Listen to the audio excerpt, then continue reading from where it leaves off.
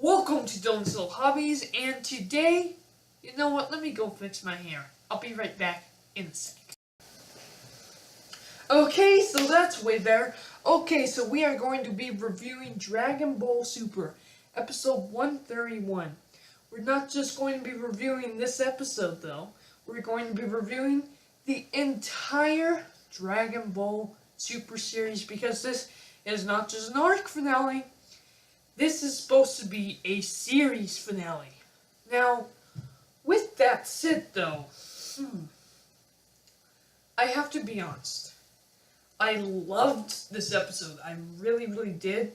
It felt perfect for an arc finale, even though I must admit it did feel kind of rushed, and I'll go into that here in a second, but it did feel like a series finale to me. You know what I mean? A series finale I expect to somewhat kind of wrap up the entire series and wrap up all of the odd questions, the ins and outs of all the questions that we have, and just put a good stamp on it. They really didn't do this. They really didn't do that with this at all. There are so many, and I mean so many more questions that we have. For number one of my major questions is, where the heck did the Super Dragon Balls come from? I mean, we could theorize, and there's a theory that I have that I made a while ago about the idea that a Namekian might be the creator of the entire world, but then here's the thing: the Kais are supposed to be the god of creations.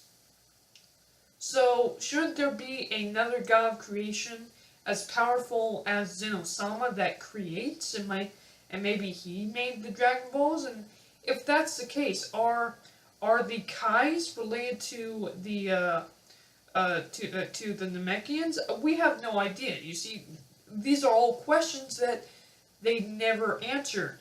Let alone there are many backstories that we never really got to hear of. Like, we don't need a backstory for every character in Dragon Ball, but if they somehow mentioned something or showed something of Beerus and Champa's backstory, of where they came from, how they became the gods of destruction. How do you become the god of destruction? Are they first mortals and then they become powerful and then they become the god of destruction? We simply don't know. How powerful do you have to be to become a god of destruction? Where did the god of creation just snap his fingers and make the god of destructions? These are all questions that were simply never answered, that I feel like even if they didn't want to go too in depth in, they could have mentioned something here and there. We could have, the Grand Priest could have mentioned something about the God of Creation. He could have mentioned something about the universe's past. We've also been premonition. We've been told before about how the other universes were erased by Zeno-sama, but we don't know why. We just know he got mad one day and erased, like, what was it, 4 or 6 universes? We simply don't know why.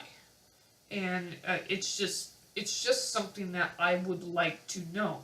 And of course, I know everyone's going to say it, they have that movie coming out. The Dragon Ball Super movie, and it's actually called the Dragon Ball Super movie, taking place after the Dragon Ball movie. So of course, they could do a little bit more, explain a little bit more in that. Not to mention, they could honestly do a bunch of spin-offs, if not series, then a couple of spin-off movies to explain more of the questions that we have. They could do a lot of things with this. They can come out with tons and tons of Dragon Ball books, and maybe even they could explain some of these things in the video games. I know, the video games are not canon, but you know, there are things in the video games that explains somewhat of the loopholes that are in the series, even though they're specifically not canon. You can pretty much put two and two together and understand what Toriyama was thinking about at the time and then put in his story. That's just what I mean. They could honestly do that. They could do a whole bunch of things, but there are just too many questions, and not on just the God of Destructions from Universe 7, but the other universes, period. There are tons of other universes that we really didn't get to see, that we didn't really get to experience. I want to go to these other universes. I want to go to Universe 6 again. I want to go to Universe 11. I want to find out or who destroyed Jiren's family, who caused Jiren to go into that I'm a good guy, but I don't trust anyone kind of look that he has going for him. I want to know more. And it's possible that we never will. You know, Toriyama could literally say, nope, I'm done, I'm out of here, do what you want, and everyone could theorize and come up with ideas, but none of the questions would ever be truly answered. You know, and that's just something that I don't want to happen. A bunch of these questions should have been answered in the anime, and they haven't. Now, they have the manga, and now the manga isn't going directly like the anime.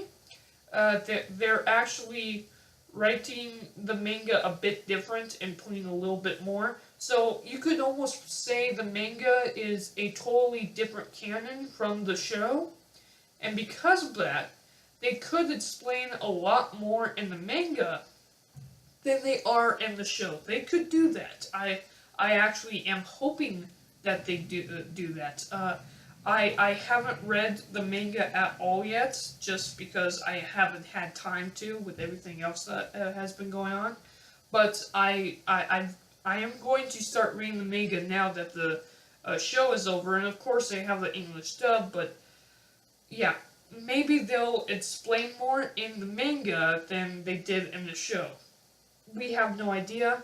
I just can't wait to actually find out what is going on. Because you know what?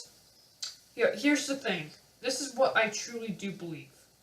They have something planned for 2020. I don't know about 2019, but they have something planned for 2020. Toriyama, if you ask him, he's going to say, no, I don't have any plans for 2020. I promise you he is not going to. And there's been nothing that says there was plans for 2020. I'm not saying that, but the very idea that they don't have something in mind for the future of Dragon Ball is ridiculous. They have something planned. Whether that's another series, or another show, or just a couple more movies about Dragon Ball, we have no idea. But they have something planned for 2020. I cannot wait to find out what that is. Could they bring back Dragon Ball Super? Yes. Could they do another series that continues after Dragon Ball Super and after the end of Z? Yes. We simply just have no idea. We simply don't. Now, what else I really wish they would have done is I really wish they would have put that scene with Oob and Goku, or at least this is what they could have done. They could have had Goku getting ready to go meet Oob at the end of Dragon Ball Z. I feel like they should have done that, but they didn't. Again, I have no idea what they have planned. Maybe they'll do that in the movie, I have no idea. But as for the tournament itself, let's look at this arc. The Tournament of Power itself, the arc. Okay. The arc was incredible. I'm not saying that. But it actually, if I actually look at the story of this arc, it's pretty darn disappointing. It actually is pretty darn disappointing. Especially since I swear, I think it was episode 120, or yeah, I think episode 120 and then all the way through 131. It just started feeling like it was rushed. It feels like it feels very much like they should have done about 20 more episodes of this. And the reason why I say that is has to do a lot with the characters themselves. I mean, we could have gone a little bit more in depth in some of the characters. Uh, not necessarily their backstories, but more of their character arcs. We could have given more characters character arcs, and they just absolutely didn't. So, and plus the arc that they have given, one character in particular absolutely drove me insane, and I'm talking about Ribrianne. Ribrianne drove me insane. They had too much of her, and you know what? Here's the thing. If you look at the other characters, the characters that we know and love, let's take Gohan for example. Gohan's a really good example here. Gohan, I swear, at the end of the Cell Saga, his character arc ended. And even in the Buu Saga, I felt like we really didn't get much from him, even though there was a bunch of it, and it's just, there wasn't much character growth to him. And they tried giving him character growth in Dragon Ball Super, which I am very, very thankful that they did. But I don't think they ended it the right way. I think it would have been far better if Gohan was the last person standing instead of what we got. But by the way, if that's a spoiler, you guys obviously haven't been watching the tournament very long, because Gohan has been out for a while now. And again, I'm not going to spoil the episode here. I really don't want to spoil who was last man standing at all, but I will say this. The fight was incredible. The episode of 131 was incredible. With Frieza, Goku, and of course, 17 was incredible. It was just awesome. And again, if you watch episode 129 through 131, it does feel like somewhat of a finale. It does. An arc finale. Not a series finale, though. That's the problem I have. Let alone a franchise finale. And that's big, you know? That's important, because here's the thing. They have specifically told us, they have given us no proof, they have specifically told us that this is not the end of the franchise. So, it gives me hope that we are going to get more of Dragon Ball, not just Dragon Ball Super, but of Dragon Ball, and learn more of the story. Now, this is the only thing that I am going to spoil for you guys, and it makes perfect sense. A lot of people are not going to like the fact that Goku can no longer go Ultra Instinct, but it makes sense, and here's why. It gets harder and harder for him to break his limits every time. Now that he's breaking his limits 3 times and has gone Ultra Instinct 3 times, it makes perfect sense that he can't do it again. I want to see it in the movie. I want to see it in that Dragon Ball movie. I want to see Ultra Instinct in that Dragon Ball movie. And I just love the animation. However, I must say that the animation in this episode, I'd say, is an 8. It's not a 10.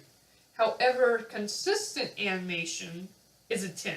And what is better? Would you rather have a 8 animation quality, but a 10 as a consistent? Or would you rather have a 10 animation quality, but only a 6 consistent, or something like that? And what I mean by that is, good animation here and there, but you have bad animation sprinkled in. I don't like that. No one likes that. So, while the animation wasn't, like, mind-blowing, it was really good.